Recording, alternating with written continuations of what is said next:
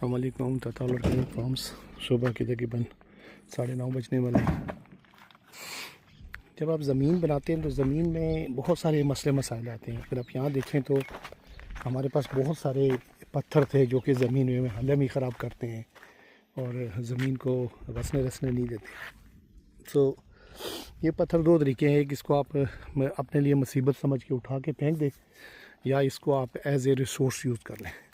तो अभी ये छोटा सा खेत है, कोई इतना बड़ा नहीं है और ये फर्स्ट इसमें पिकिंग भी नहीं है।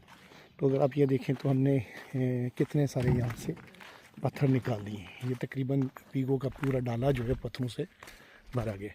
सो ये भी एक रिसोर्स है। और ऑनेस्टली मैं बताऊँ तो ये अगर पत्थर लेके आ रहे हूँ बैरिया से मंगवाएं या कॉन्ट्रैक्टर से मंगाएं तो ये कम से कम 7-8 हज़ार रुपये की एक ट्रॉली बनती है और ये आधी ट्रॉली है।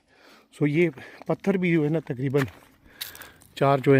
4,000 के पत्थर हैं जो हम यहाँ से उठा के और हम अपनी नई जगह पे इसको एज ए रिसोर्स यूज़ करेंगे। सो फार्मिंग में कुछ भी वेस्टफुल नहीं है। ये बन्ने माशाल्लाह बन रहे हैं। ये फुलाइयाँ जो हैं ये इंशाल्लाह और अच्छी होती जाएंगी। बस इनकी छोटी मोटी प्रूनिंग ट्रेनिंग और ट्रिमिंग करते रहेंगे साथ साथ। पॉपुलर माशाल्लाह अच्छी हालत में है और होल्ड कर गया है इंशाल्लाह। ये में भी तकरीबन 2-3 साल के बाद जो है ना पॉपुलर हार्वेस्टिंग की स्टेज पे आ जाएगा और हम इसको किसी और अपनी प्रोजेक्ट में इंशाल्लाह यूज़ कर लेंगे।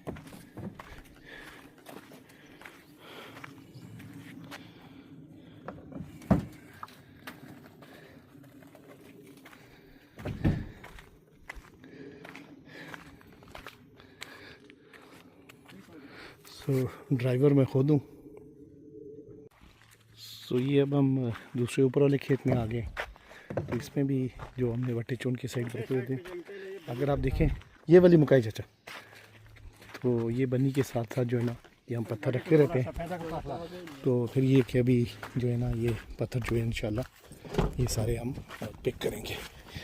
ज़्यादातर जो पत्थर हमने समेट के रखे हुए थे वो तो सारे हमने पिक कर लिए और यूज़ भी कर लिए। अब ये सिर्फ जो है ना थोड़ा बनू वाले रह गए हैं जो कि अभी हमारे जो डैम है उसकी बाउंड्री की जो एक साइड पे हम रिटेनर बना रहे हैं वो इंशाल्लाह इससे बनेगी।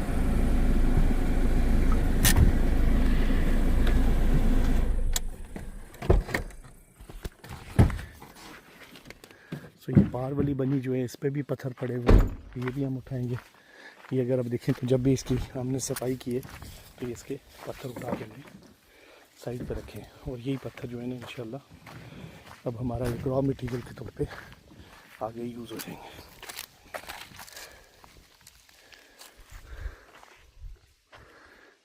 सो फार्मिंग इज़ टफ। स्वेटिंग देखें, गर्मी है,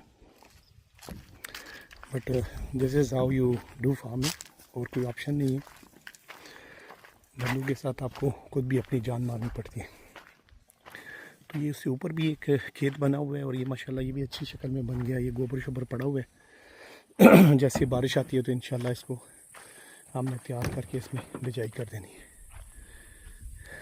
तो जब ये वो वाली जगह के पत्थर पिक हो जाएंगे तो इंशाल्लाह ये जो दूसरी साइड है इसको भी हम पिक कर लेंगे। तो बेसिकली अब हमने ये जगह है जो रिकवर करनी है। ये अगर आप ये नीचे से नथा देखें और ये जहाँ इसने काम करा है बेसिकली ये जगह है जहाँ से हमने नीचे पत्थर निकाला है। सो इसको ट्रॉली का हम उठा के ले आए यहाँ और चाचा और बल्लू जो इसको भी अनलोड कर रहे हैं। तो चाचा आज़म जो है इस धनी पे अभी पत्थर जो ऊपर पड़े हुए सारे इकट्ठे करते जा रहे हैं। बल्लू इधर से उठा रहा है। तो होपफुली लाइक फ्यू मिनट्स जो है ना वो हमारी एक गाड़ी का लोड जो है ना पूरा हो जाएगा। और ये ऐसे स्क्रैच में इसका कोई ऐसा चाहिए नहीं था कि कोई हमें एक रिसोर्स ऐसे विजिबल नज़र आ रही हो। बस एक कीन आई से देखें तो आपको ये नज़र आता है सब। ये मेरे फार्म का बेसिकली टाइगर है वीगो जो है, तो इसको बड़ा रफ़ यूज़ करता हूँ मैं। बहुत ज़्यादा ये काम करती है।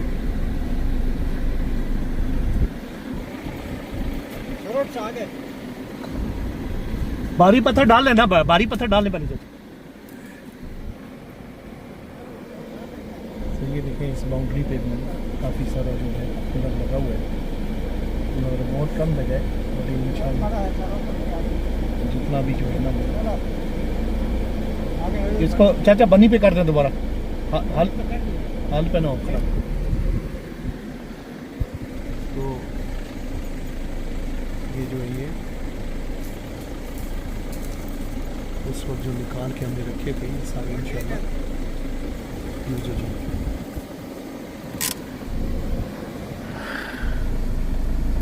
सो फार्मिंग की स्टोरीज जो हैं उनमें ग्लैमर और कोई विगर और कोई सस्पेंस नहीं है, बट ये है कि फार्मिंग एक कांस्टेंट एफर्ट है जो आपको हर रोज़ करनी है और अनटायरिंगली करनी है।